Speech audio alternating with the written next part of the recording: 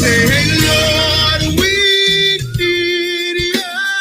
Lord, we need you. Oh, Lord, we need you. Come on and give God the praise.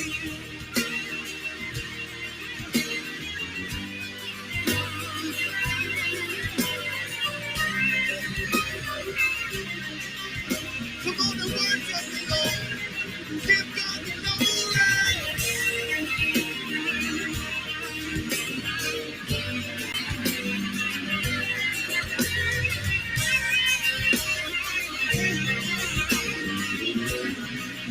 Say there's no one, but there's no one like you. There is no one like you. Oh Lord, we need you. Yeah, Lord, we need you. So we give God the highest praise. Hallelujah.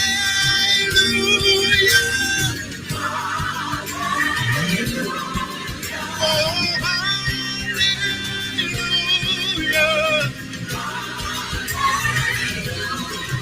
Hey, hallelujah.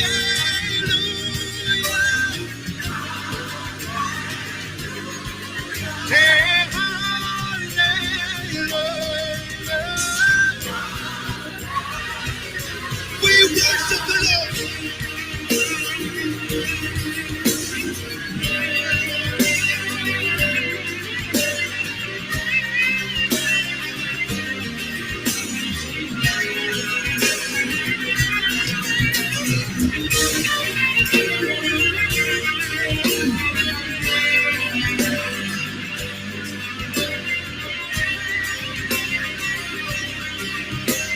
Let's do it one more time.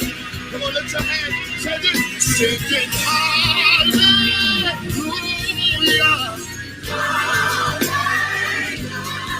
Singing hallelujah.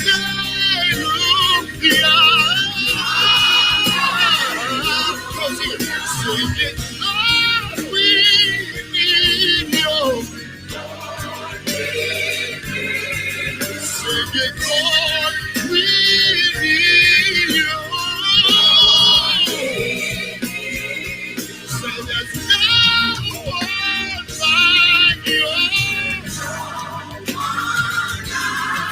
Say there's no one like you. Come on, one time. Singing hallelujah. Oh, hallelujah.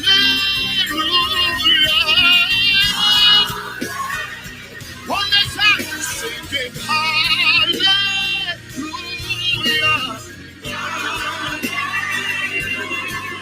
Oh,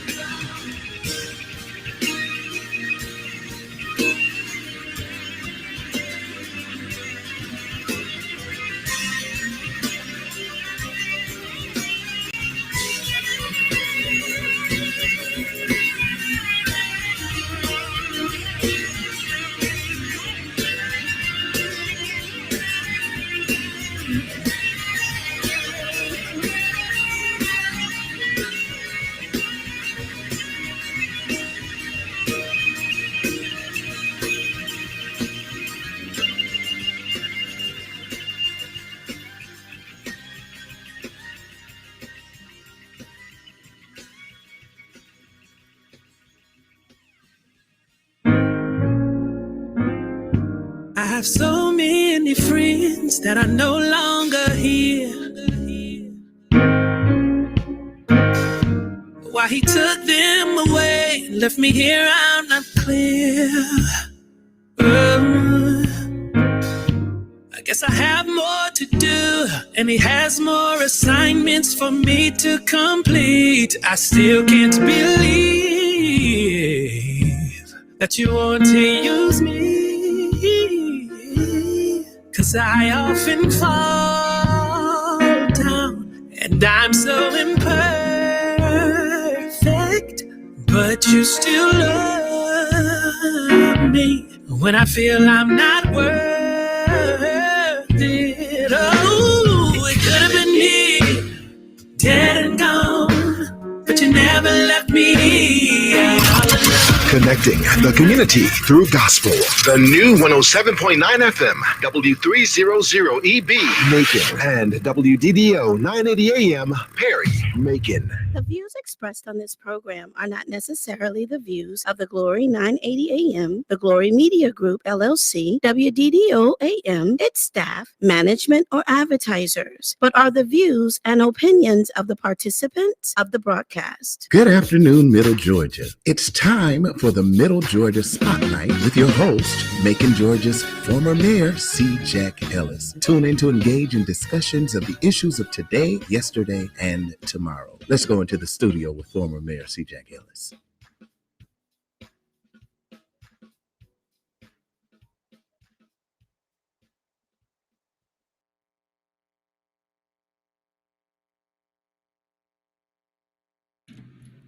There we are.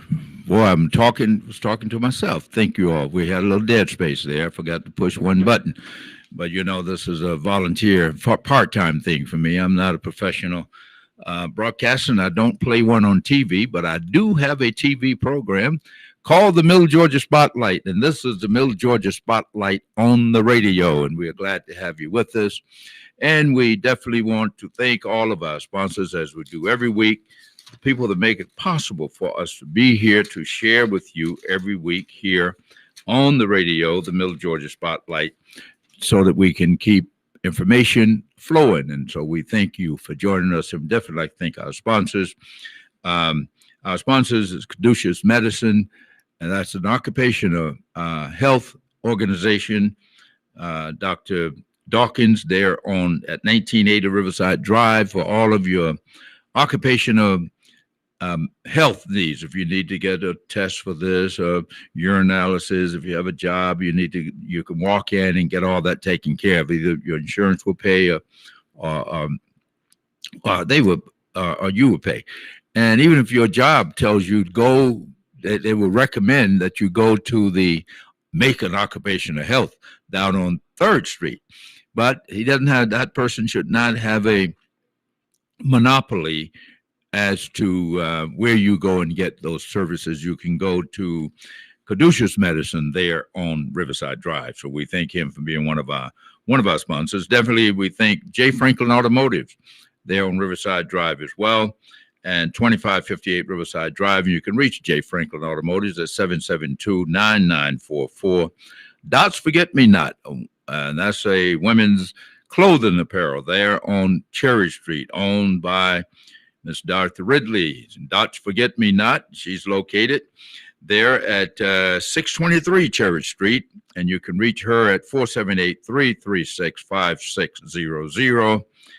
And Mutual Financial Group, Billy Pitts, Mr. Billy Pitts, for all your financial planning needs. If you're trying to get a child in school, 4 or 5 years from now, your child is going to be going off to college. Don't wait 4 years from now. Start planning now, financial planning, so you can get enough money in the bank, and hopefully they'll qualify for hope. But just in case, you have money there, and he will show you how you can grow that money and send your children off to school or do whatever you want to do, an early retirement or something.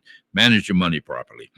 And last but definitely not least, Adams, Jordan, and Harrington Law Firm. Mr. Virgil Adams, a longtime Macon resident, a native of Macon, young man who, as they say, homeboy did good. He comes from Tender Heights area, but now he is the head dog, if you will, the lead dog, and I say that with all due respect, head of his law firm, Adams, Jordan, and Harrington, one of the largest law firms here in Macon. So if you need it, don't worry about these guys coming in here with this 999 and car wreck, get a check, and all these catchy phrases. Virgil Adams has been here on the ground. He gives back to this community. He doesn't have catchy phrases. He just does the work and get you what you need, your compensation. Not that the other people are bad. but he's just better.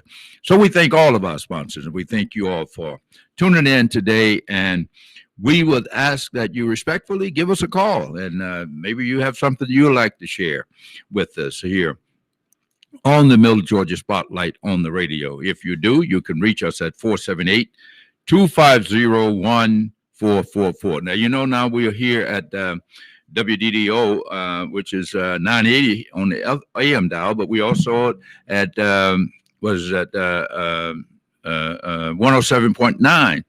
I think it is 107.9 on the also on the radio, but that's the FM on the FM band. So you can hear us.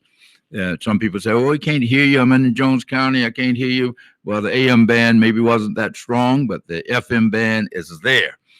So tune us in and give us a call. You can reach us at 478-250-1444. We love to hear if you have anything on your mind, or you have a question, an event that you'd like to publicize, or comment you'd like to make about anything, as long as it's not profanity, as long as it's wholesome and it's family, as they say, PG-13. Speaking of PG-13, boy, my heart was broke last night when Paul George missed that shot at the line. Pulling for the LA Clippers. Those of you who are basketball fans, you know what I'm talking about. If you don't care about basketball, you don't know who PG-13 is. But we call him, his number is 13, and his name is Paul George, so they call him PG-13. Of course, PG-13, as you know, is a movie rating. That means that it's okay for your children to listen or watch. So that's why I said as long as you call in and everything, it's PG-13 certified. We'll love to hear you. Like to have you to give us a call. Well, a lot of things happened last week. Last week when we were on the air, little did I know knew at that time.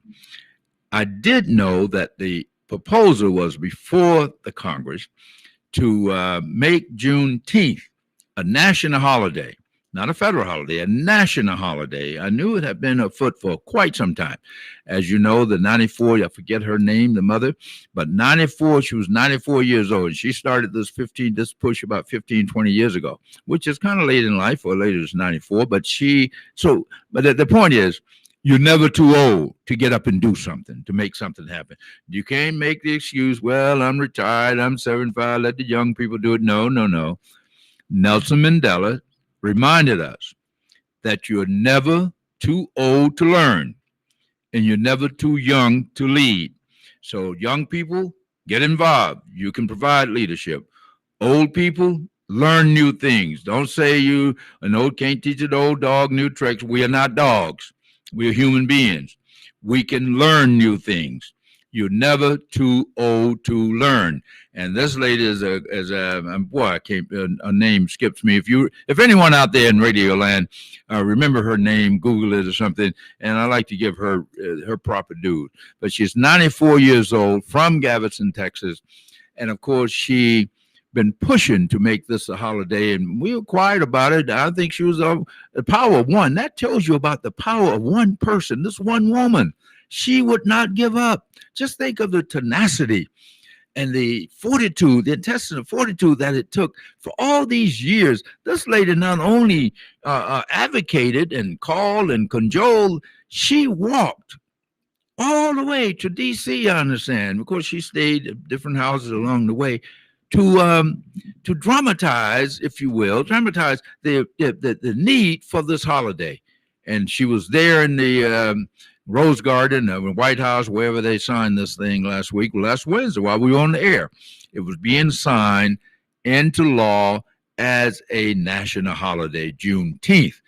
And we give her all her props, but I've been celebrating Juneteenth myself since I knew about it, which was I was in my early 20s, because they never taught in school. When I was in school here in Macon, no one taught us about Juneteenth.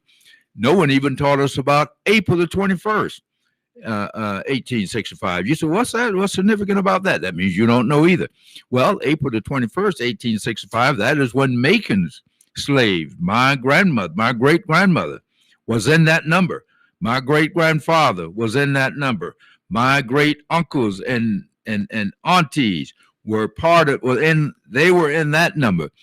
On the 21st of April, 1865 when General Granger was in Galveston, Texas, but General Wilson came to Macon, came to the Tatna Square Park here in Macon, and did exactly what General Granger did on June 19th.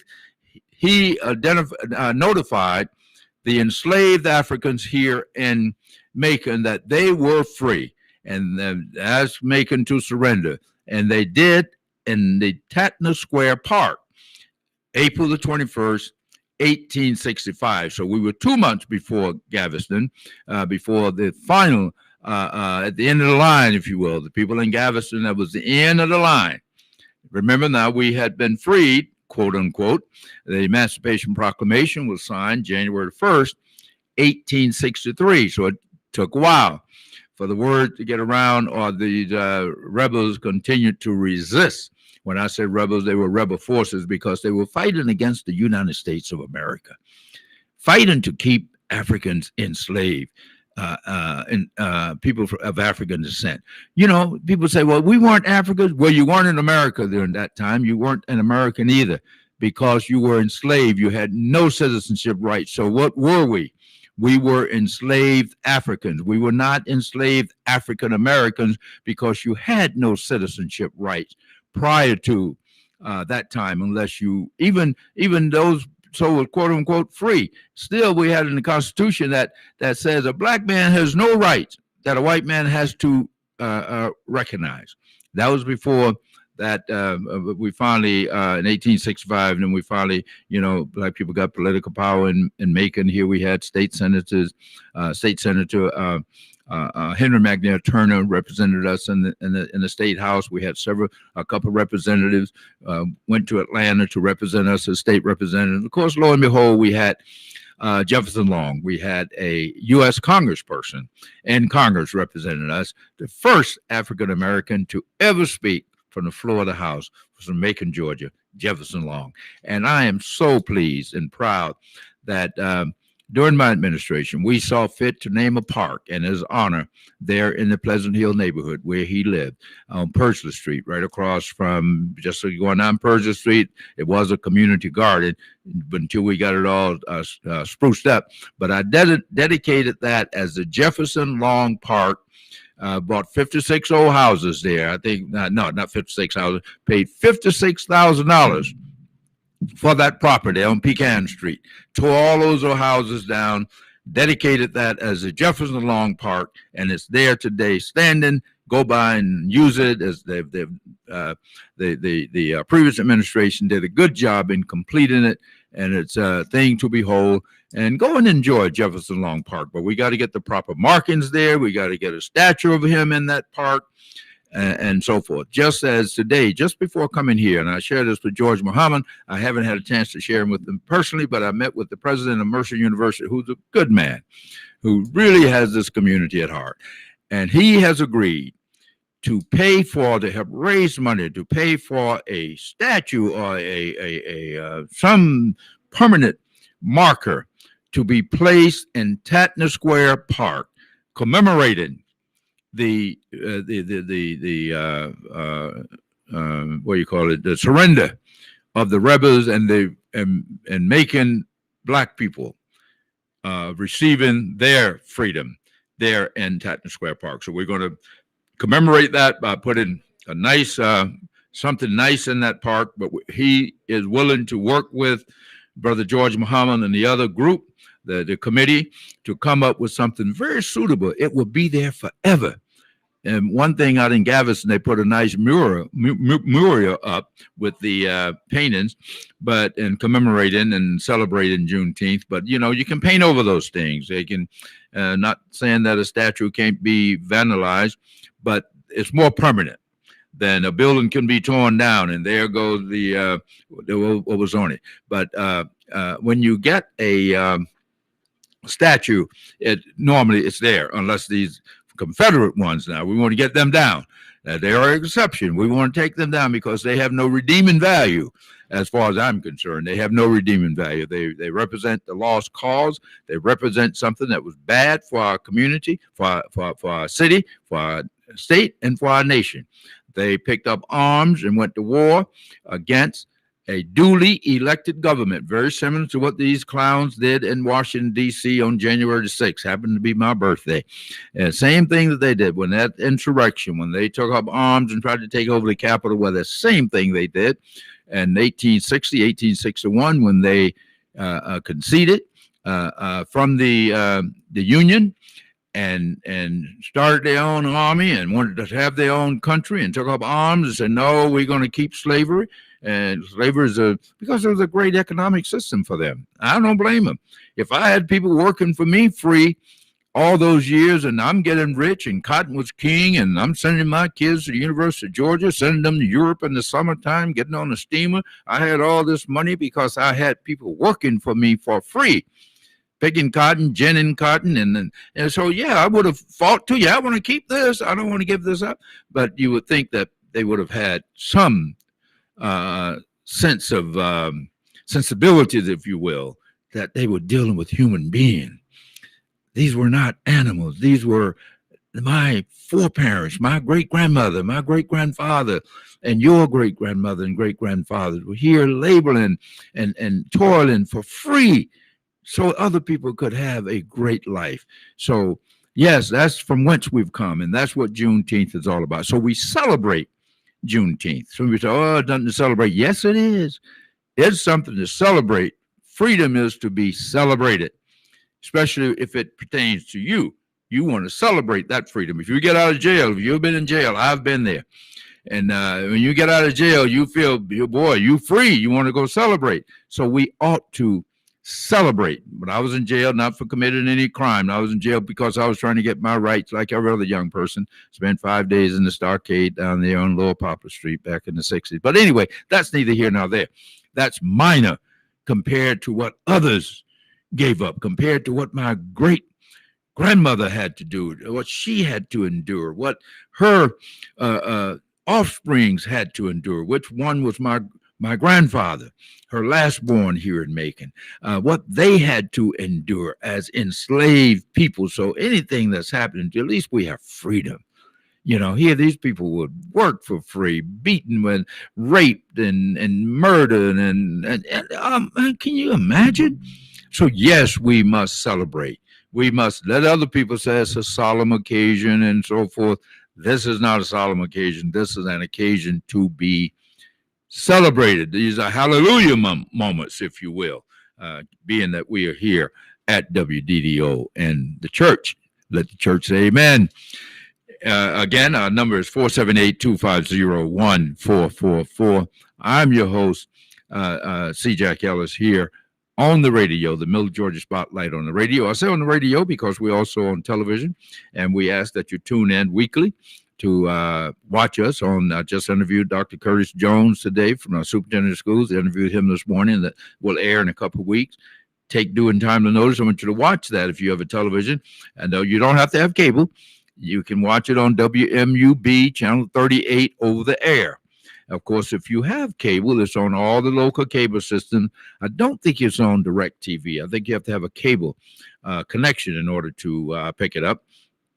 Maybe it is on DirecTV. I don't know. I have Cox Cable for a lot of reasons. Number one, because we generate money from Cox Cable. They have a franchise. They pay franchise fees to the city, whereas DirecTV and those people, they just come in. They don't pay anything. So at least some of my money that I pay for my cable bill goes back to the city of Macon, goes in the coffers, and hopefully they're using it wisely to help advance and develop our city. So that's why I have Cox Cable. Not that I'm a promoter of Cox Cable, but we are carried on Cox Cable. We're on Cox Cable channel 112, and we're there every Tuesday at 8:30 p.m., and we're there every Saturday at 8 a.m. and at 8 p.m. That's 3 times weekly, the Middle Georgia Spotlight. You can tune in. That's Cox Cable. But we also they're on Com South. We own Com WMUB. And, of course, my show is on WMUB, the Middle Georgia Spotlight. Com South, Cable 212. And Watson, Suburban Cable 15. Reynolds Cable, Channel 112. And Flint Cable, Channel 17. So we're on, 5? 1, 2, 3, 4. Yeah, five cable systems here in the Middle Georgia area. And of course, if you don't have cable, if you're just watching with the rabbit ears, they don't have rabbit ears anymore, do they? You remember those rabbit ears? You have to put a little piece of aluminum foil on the end of it and turn it so a signal would come by, and you could see that old black and white snowy picture with gun smoke or whatever was on. I tell you what was on then and Macon that's still on today. Andy Griffin. How about that? What does that say about our community? That Andy Griffin is still on Mayberry RFD. Does that say we identify with Mayberry? Are we Mayberry? I hope not. And we know we're not Andy, but anyway, that's how far these little rabbit ears go back, if you will. If you don't have cable, if you don't have DirecTV or something like that, then you have Channel 38 that you can watch over the air. It's free. Channel 38. So this program airs on Channel 38 on Cox Cable 112, ComSouth 212, Watson Suburban Cable 115, Reynolds Cable 112, and Flint Cable Channel 7. And that's again, those times are Tuesday night at 8:30 p.m., Saturday morning at 8 a.m., and Saturday evening at 8 p.m. The Middle Georgia Spotlight, and we appreciate if you tune in. So here again, we've talked about Juneteenth. We had a great celebration this weekend. I was there. I want to commend George Muhammad and his team and all the other participants, the vendors who came out to the historic Douglas Theater on Saturday. Even though it was raining, they had to move from Tatton Square Park. So now you know why this celebration is held every year in Tatton Square Park. If you didn't know, now you know. It is held there because that's where Macon's now we African Americans at that time, Macon's enslaved Africans. That's what we had to call it. That's what we were. We just weren't slaves. We were enslaved Africans. We were not enslaved African Americans because you had no citizenship. You had no rights to anything resembling a citizenship in Macon, Georgia, or anywhere in the country if you were in an enslaved position prior to 1863, January the 1st, in our case, prior to April the 21st, 1865, and finally the end of the line, June 19th, 1865, which we celebrate. And so you say, well, that happened in Galveston. What we celebrate? Look, we're not free. No one is free until everyone is free. So we couldn't sit here and say in Macon, oh man, we have our freedom, and 2 months before and say we're going to celebrate. No, we should have said we are not satisfied until every person is released. Every person. I mean, that's the kind of commitment that we have to have about freedom. I can't be free and rejoice if you are still in bondage. I want to try to help you get out. And that's what Harry Tubman. That's why we have this big, magnificent museum downtown to tell that story. The Museum of African American Cultural Art and History. That's why it's there. But the point is, Sister Tubman was free. She had gone north in New York, wander in Canada, do whatever she wanted to do. No, but she didn't. She decided, I'm going to go back and back and back again until all of my people were free. Created what was known as the Underground Railroad. In other words, leading enslaved people, following the North Star to freedom. So just because you are free and someone else is in bondage, you part of you are in bondage too in those days. That's our sojourn. That's our history here, and that's how we have evolved and got to this point. Of course, when you think of that, we've made a great strides, not because we had a black president, not because we had a black mayor, but because of the hard work of my grandfather, your grandfather, my great-grand, that they paid this indelible price, the price that they paid for our freedom. And not only that, the price that people paid in my generation. I mean, young people in the 60s and in the street protesting and marching as I was, and so many others.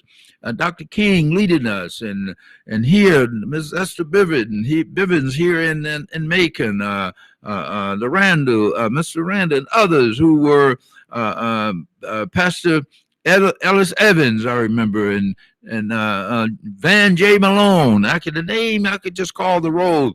These people were putting not only their reputation, but their bodies on the line every day to make sure that we had our freedom. Well, we had our freedom, but we have our rights, because then it became a civil rights movement. And later, Malcolm X wanted to make it a human rights movement so we could get into the United Nations, which I agree, because he met his demise prior to that. He got assassinated in February 1965. Speaking of 65, that's 80 or 100 years after the people who were freed here. He wanted to make this whole thing a human rights issue and get it into discrimination, how black people were treated in America.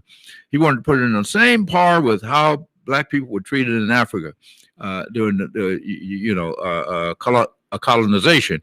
There was a human rights issue, not just a civil rights issue, that we were should join hands with others around the world yearning to be free, just as the Europeans, when they came here and they put up that Statue of Liberty up there in the Hudson in New York, where it says, give us your tired, your poor, and your huddled masses yearning to be free. Of course, that didn't apply to us. We were yearning to be free, but we had a cotton sack on our backs, and we were working for free.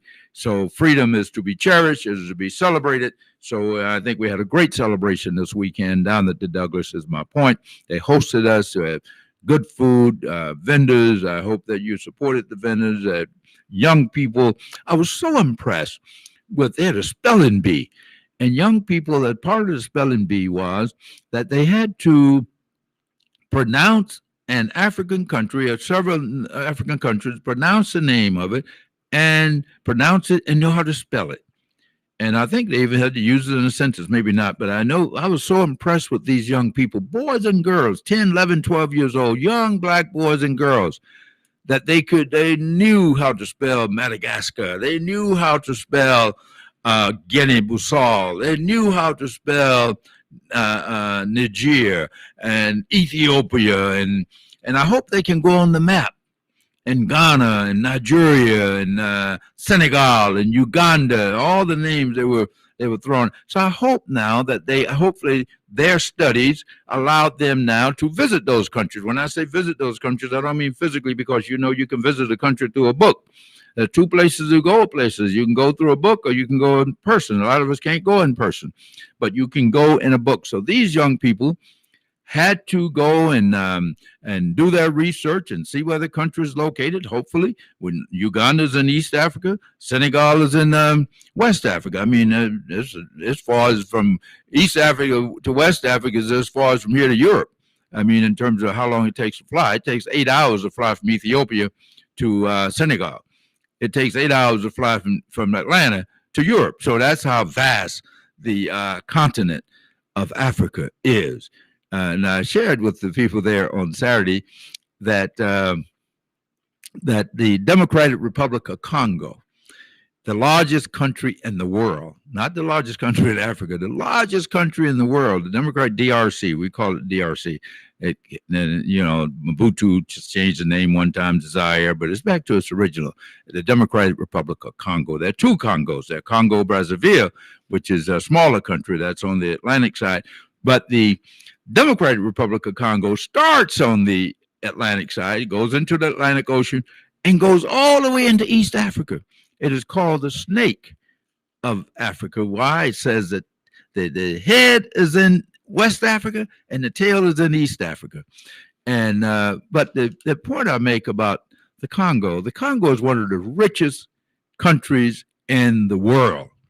And my genealogy goes back to the Congo. You did my ancestry, and about 40% of my ancestry is in the Congo. A lot of slaves came down that Congo River. Of course, it was a Belgian colony for a long time. King Leopold was there and just treated people so bad. But it is the richest country in terms of resources. It is estimated today, not yesterday, today, that there are $43 trillion worth of resources in the ground in the Congo. Gold, diamonds, cobalt, Coltrane. What's the other one that they build these bombs from? Uranium. It's all there in the Congo. Without the Congo, the world would almost cease to exist as we know it. For instance, 60%. Now, wrap your head around this. 60% of all of the materials that goes into a cell phone, and most of us have cell phones now, no matter how old we are, even if we have a flip phone, we still have it. 60% of all of the materials that goes into a cell phone to make a cell phone work comes from where? The Congo, from the ground of the Congo. So that means that if we didn't have the Congo, we would only 40% of us could have a cell phone. We couldn't have as many cell phones as we had. We couldn't have all these batteries that they're making to go in these cars, the lithium. That stuff comes from the Congo. The Congo, again, getting back to size, size matters. Let me tell you what, size matters. Congo, you could take the entire continent of Europe. You listen to what I'm telling you? Google it if you don't believe me. The entire continent of Europe, Germany, France, Belgium, Luxembourg, Portugal, Spain, Italy, you can take England, all of them, and put it inside of the Congo, and you will still have some space left over. That's how huge the Democratic Republic of Congo. And I've been to Congo many times. Matter of fact, I'll be there next month. I'll be on the Congo border, Congolese border of Uganda, because Uganda borders the Congo, so it's easy to just go across the border, which I've done on many occasions. But I'm just my point is that we are not a poor people. We are an exploited people. We are an exploited people. And we've been exploited for a long time. Not only did they exploit our labor, they exploited our resources, they exploited our education. As Henry McNeil Turner said when they threw them out of the state capitol, he was a senator, our first senator. He, in his speech, he said, "You have your education in mind. You have my land, and you have my land, and you have yours." He went down to the litany of how we started here. We started with absolutely nothing, not even when we were freed, quote unquote. Once that Emancipation Proclamation, and once General Wilson came to this city, as General Granger went to Galveston and said, "Hey, you guys don't have to work anymore." Word has come forth. We didn't have the internet. We couldn't send a text. We couldn't even send a fax. We couldn't even make a phone call. We couldn't even send a telegraph. We didn't even have a courier pigeon to let us know that we were free people, that we didn't have to work for freedom. It took a war.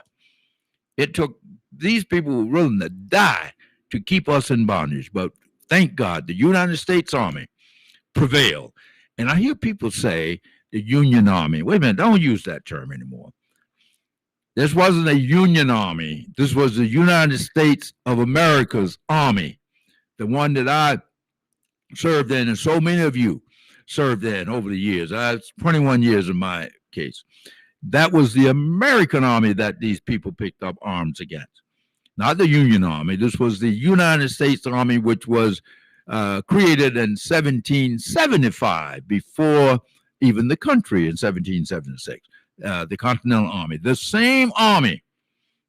This is the one that General Lee, who had gone to West Point and was part of himself and left and got on his horse and said, "I want to fight the American Army," the one that I said duty on in country and pledge allegiance to while I was there in West Point. But now, because they want free these Negroes, these slaves, I'm willing to turn my back on all of that and lead these misguided people into a war to fight to keep these Negroes enslaved. That's what the bottom line. That's what happened.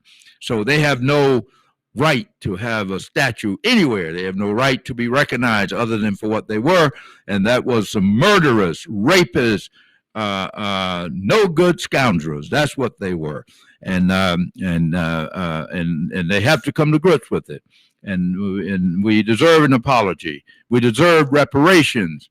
We deserve whatever is coming our way because we gave. When I say we, our ancestors gave so much for us to have the right to do what we are doing today. So we're not asking for anything that's not due us. My great grandmother, I want to collect for her. I want to collect for my great grandfather. I want to collect for even my father, who's toyed on the Jim Crow laws for so long, making little pennies here and there. No health insurance, no this, no that. Well, some of that stuff is still going on now, no health insurance. I had a personal experience this last week, but we won't get into that.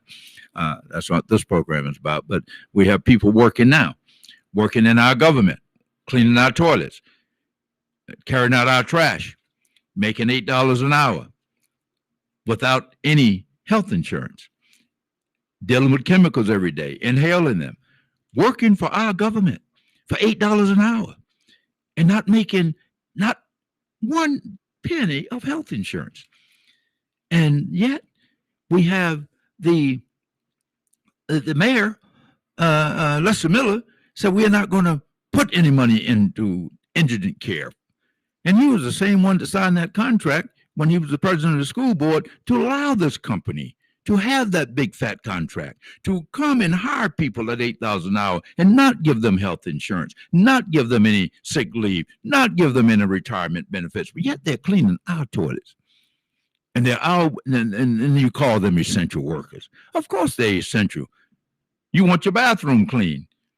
They can't call it in. They can't virtual. They can't go on the internet and do that job. They have to get out of bed. They have to find transportation, and they got to get down there and get those mops and those buckets in their hands and clean and scrub your floors.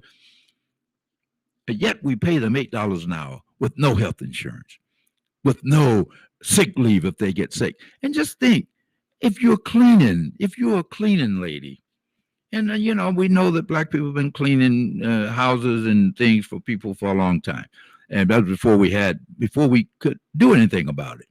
You could just run away or whatever, but you would probably get shot and whatever. But this day and age, why are we working? We are here scrambling, screaming bloody murder on the international scene, supporting candidates like Bernie Sanders, Elizabeth Warren, even Joe Biden and Kamala Harris, all advocating for a $15 an hour minimum wage across the nation. And yet in Macon, Georgia, we are working, men and women, not yesterday, not 1965, today, working them for $8 an hour, cleaning our toilets, taking out our trash, scrubbing our floors, and we pay them $8 an hour without any health benefits, and they're breathing, inhaling these toxic fumes all day long. We don't know what kind of long-term effects. But you think they will have any workman's comp? No. How can they? We let in the guy who gets the contract. He's getting all the fat. They're not even getting any lean. They're down near the bone. They're not getting anything. Only thing they're getting is working their finger to the bone and not being compensated for it. We got to do better. We should do better, and we will do better. And we all ought to call that. Now, I understand I spoke to the superintendent of schools about it.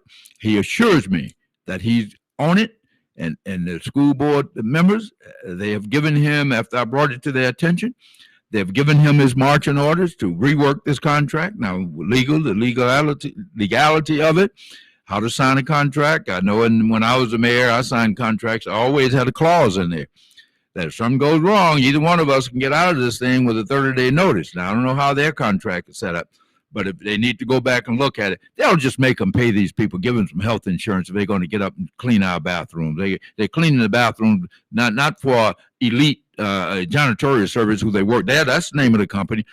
They're cleaning them for you. They're cleaning them for me. They're cleaning them so our children, so the staff down there can work to make sure our children administered properly and get a good education. But the people down there cleaning those toilets are making $8 an hour with no health insurance. And we ought to do better than that, and I'm sure they will do better. Dr. Jones, who I think is a good man, has assured me that they will do better, that he's looking into it. But that's, this is something that you just do. Once you verify it, as Reagan said, trust but verify. Once you verify it, you do something about it. Get these people a livable wage. And if they're only going to make $8 an hour, for Christ's sake, give them health insurance. They are working in a hazardous situation. They're breathing chemicals. They're pouring these chemicals and breathing them every day, day in, day out, scrubbing, cleaning toilets, so forth. We don't know what the long-term effects. So yeah, they should be getting hazardous duty pay. But yet we'll stand and say, these are essential workers. We really appreciate them. Well, show them you appreciate it by giving them some money. As my good friend, my cousin, Dr. Glover says, Dr. Walter Glover, let's not get it mixed up here. Dr. Walter Glover, the pastor of Mount Zion Baptist Church, what he says that you need that, he said, everything else is okay, but you got to have some sugar. Sugar is money. They got to have some sugar. So we got to pay these people. They can eat some sugar. And so they can pay their tithes when they go to church. So they can pay a Uber to take them to church. Right now, $8 an hour, I don't know how you survive. How you get to work? How do you buy food? How do you how do you pay rent? I want each and every one of you, those of us who have level of consciousness, budget, those of you who are making $50, $75, $100,000 a year, and a lot of you are doing that. Some are making less, we understand. I want you to put yourself on an $8 an hour, and don't even take taxes out. Because now remember, taxes are coming out. This lady has to pay taxes. Taxes are coming out. Don't even take taxes out. Put yourself on a budget of $8 an hour, 40-hour work week. And if you work over, you don't get into overtime. Put yourself on just a 40-hour week at $8 an hour for 1 month. Try it for a month and see how you can live. Don't change eat what you're eating now. Keep driving what you're driving. Keep staying where you stand, and try to do it on $8 an hour. You probably wouldn't make it through 1 week before all the food is gone, before your light bill is paid, before your whatever else that you have to do, before you buy your first pair of shoes. Your money is probably gone. But that's how we're treating people in Macon, Georgia, during this pandemic, when we say that they are important, that they are essential workers. Of course they are essential. You don't want to go in your bathroom and have it smelly that no one showed up to work for a week. No, you don't want to do that. They're essential. They're very essential. Our number here is 478-250-1444. And of course, we've had a monologue here. I said, what I said, 101.9. I said the other, it is 107.9 FM. Go right there, turn it on right now. If you're having a difficult time hearing me, if you listen to me on 980 AM, WDDO, switch over to the New Glory 107.9 FM and see how clear it is. Well, go to Facebook, the Glory 107.9 FM. Go to Twitter, the Glory 107.9 FM. Go to Instagram, the Glory 107.9 FM. We got you covered, so you can't miss the information that's being shared. And let me give a shout out and kudos to my friend and my leader, Miss Elaine Lucas, the commissioner who started this program. Ask Elaine here on this program some time ago. And she's been at it now 6, 7, maybe even longer than that. I forget how many years. But she comes here religiously. She's not doing it for money. It's probably costing her money. She comes to share information. And she comes to listen to you. She comes to share whatever you want to share. And I come for the same reason, not just to hear myself talk, but that's what I'm doing today. But I want to hear from you. 478-250-1444 is our number here. And we have about, we have 15 minutes left. And we're here every Wednesday from 4:15 to 5:15.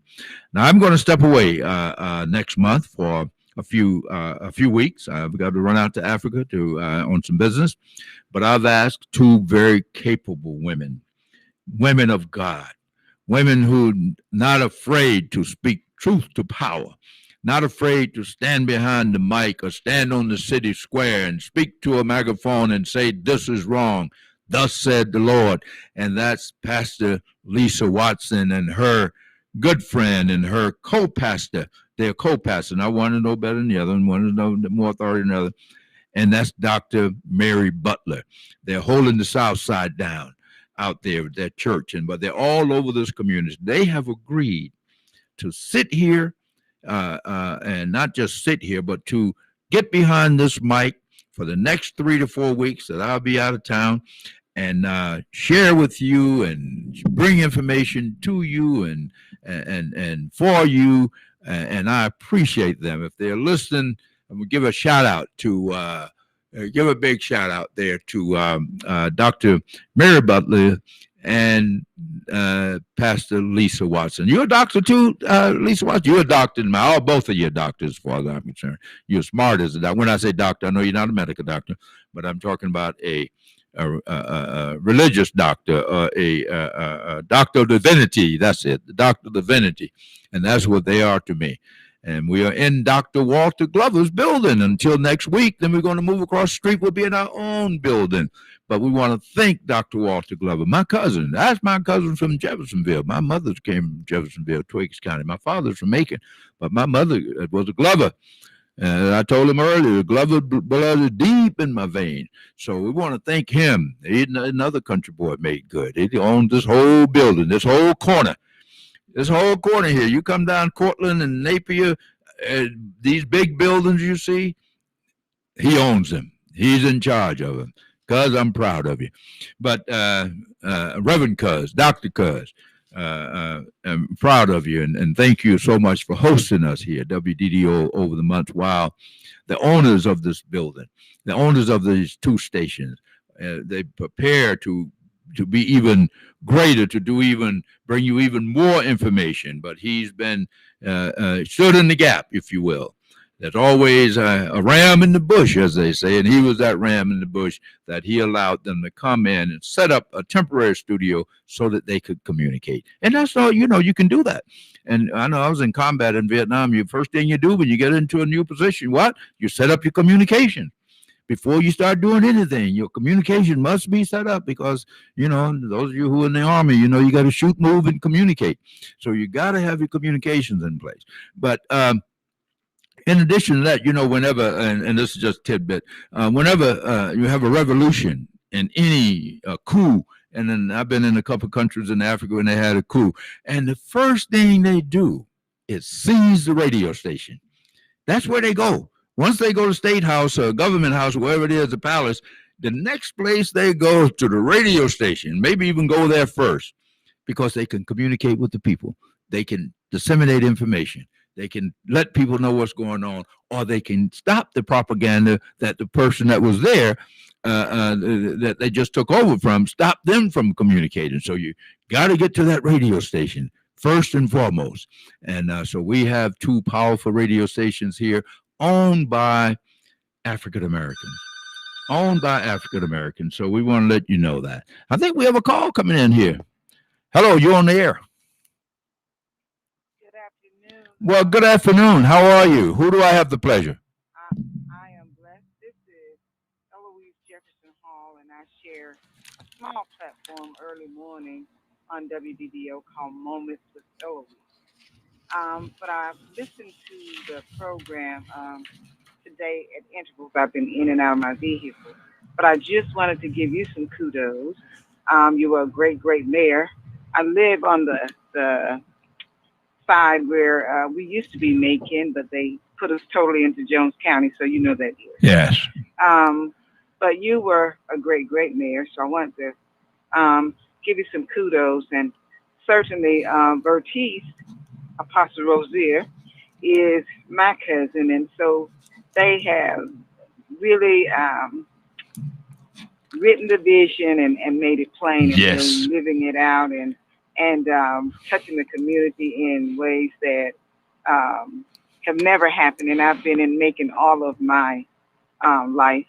I've seen the changes, and I just wanted to let you know that the information you shared regarding Juneteenth was awesome, because that's not something that we've been taught. My granddaughter's an educator now, and she is trying to get in Chatham County Black History taught, because these are things that we should know.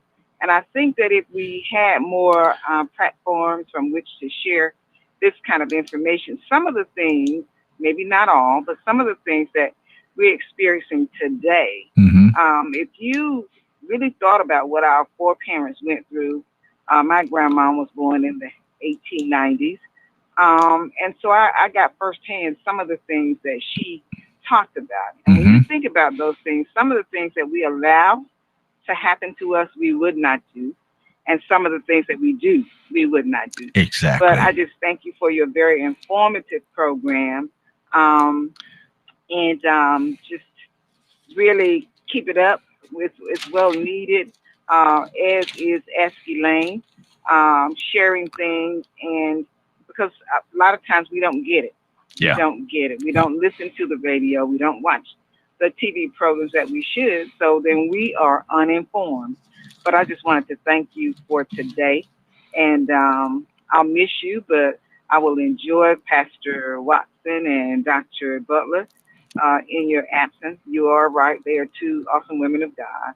And so I'm certain they will be sharing information that we can use. So I just wanted to plug that in, and you have a great, great day. Well, thank you so much. Thank you for your kind words. And thanks for noticing our work. We worked hard. We made history, but we didn't run to make history. We ran to make a difference. But I realized how many shoulders that I was standing on. I realized that that I did not get there by myself. I'm gonna hang up and let you listen. Okay. Thanks again. Thank Unless you have another comment. You have another comment you want to make? Go ahead. If you do. Sir. Okay. No, sir, that was it. Okay. Thank you. Thank you. Okay. As I was saying, I realize the shoulders that I stand. I think about my great grandmother who came to this city in 1850 as a 14-year-old girl, marching all the way, walking all the way from Virginia down here to work as a slave girl and a house girl as a 14-year-old. Obviously, started having babies when she was 15 and had 6 of them. The youngest, which was my grandfather, Arthur Ellis, born 1868, 3 years after Macon surrendered. But all of my other great aunts and great uncles were born here in Macon, Georgia, into slavery. So I stand on their shoulders because they paid the price. And the lady that called, I forgot her name, but she made a very profound. She said, if we knew, we wouldn't act the way we act. We would honor our ancestors. We would say that we must do better because the price that they paid in order for us to have this opportunity. So we have a responsibility to them. Of course, we have a responsibility to ourselves, our family, and our community where we find ourselves, but we have a responsibility to them. Because if you believe in heaven and hell, then they're in tune with us. God, their spirits are still are here with us, and we need to honor them. And I never thought that what happened to me, I did it by myself. I understood that others, so many others along the way, as they said, I'm a country boy. I come out of Bloomfield when it was cotton fields in Bloomfield. Right now they're apartments and houses, but I remember on Chambers Road and Log Cabin Drive, not Log Cabin Drive, but Rocket Creek Road when there were cotton fields out there. And I was in one of them, my father's cotton field, right there on Rocket Creek Road where the, what's there now, the post office, the Coca-Cola, and the Shriners Park. That my father used to farm right there. And I introduced the farming right there behind a mule. And I remember looking at those airplanes. Used to go over, landing at Roberts Air Force Base. I was 8, 9-year cat. Boy, I wonder where they're going. One day I sure want to get behind this mule and go on one of those airplanes. Thank God I've been able to travel all over the world. And I went where those planes went. But we have to dream. But we have to give credit and give all our due to those who came before us. As I was saying about the farm, a farm boy, one thing you know, as a farm boy, you're always doing something mischievous. So you would take a turtle. We used to call them tappins, I think. But it's a turtle. So if you see a turtle on a fence pole, we used to put them on a fence pole. You know, done well that thing couldn't get down, but boys being boys. So if you see a turtle on the fence pole, you know it didn't get there by itself. So when you see black people in positions of authority, doctors, whatever they are, you know they did not get there by themselves. Someone had sacrificed. Some mothers worked double shifts so these kids could go through school. I heard the lady said her daughter was an educator. Well, she had to pay the price to educate her daughter so that her daughter could educate that daughter. So yes, we are all connected in this thing. We need to do better. We need to realize that what the price that been paid for us. We've been bought with the price. I know they said that in the church. I'm not a preacher, but I do read the Bible. I know that we've been bought. I don't mean bought by slave, but we've been paid for by our grandparents, paid for us. Our great grandparents paid for us to have the right to stand where we stand, to hold our heads high, to realize that we belong here. We're not some vagabonds that's begging to be here. The price has been paid. Even though I spend a lot of time in Africa, this is home. I would never advocate giving up on America, leaving, because the price has been paid. The blood is in the soil. The sweat is in the soil that our people, that your foreparents, my foreparents. So we are entitled. Yeah, we can go anywhere we want. Wherever we can afford to go, we ought to. We ought to go to Africa. We ought to visit Africa. If we can, we ought to connect. But don't run away from here, because the price has been paid. The dues have been paid. The money is in the bank.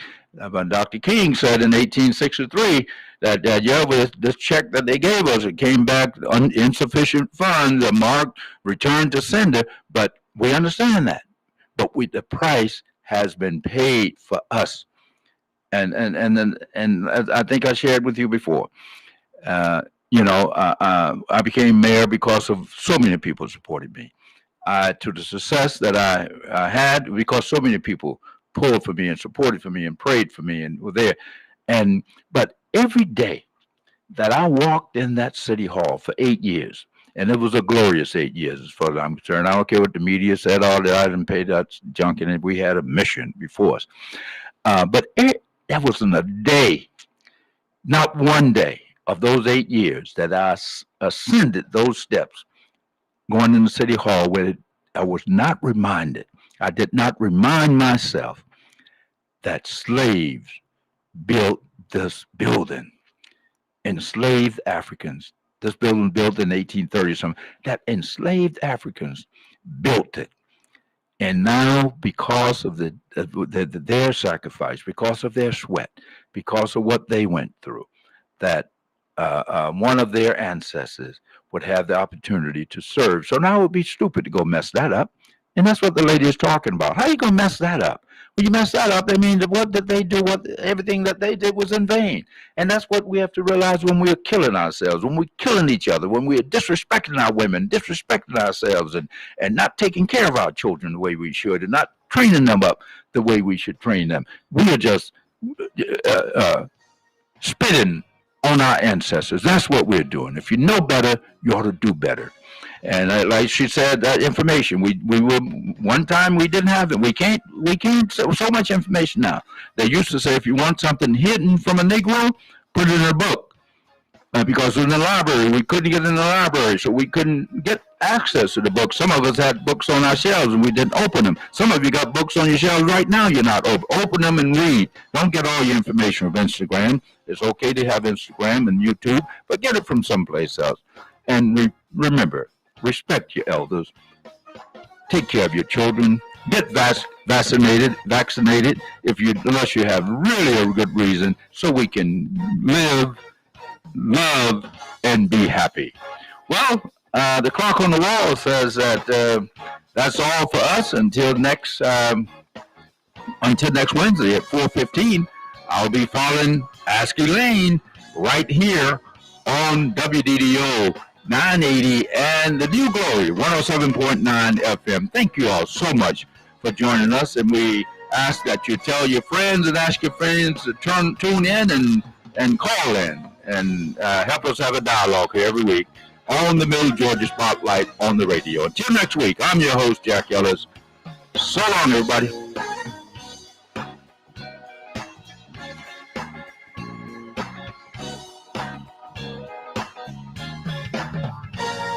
I think I have about 30 seconds. I want to thank my sponsors again. J. Franklin Automotive, Not Forget Me Not, the Mutual Financial Group, and Adams, Jordan, and Harrington Law Firm. Thank you. Not necessarily the views of the Glory 980 AM, the Glory Media Group, LLC, WDDO AM, its staff, management, or advertisers, but are the views and opinions of the participants of the broadcast. Connecting the community through gospel. The new 107.9 FM, W300EB, Macon, and WDDO 980 AM, Perry, Macon. Thanks be unto God, who giveth us the victory through Jesus Christ our Lord. Why don't you touch your neighbor and say, neighbor, greater is he that's within me than he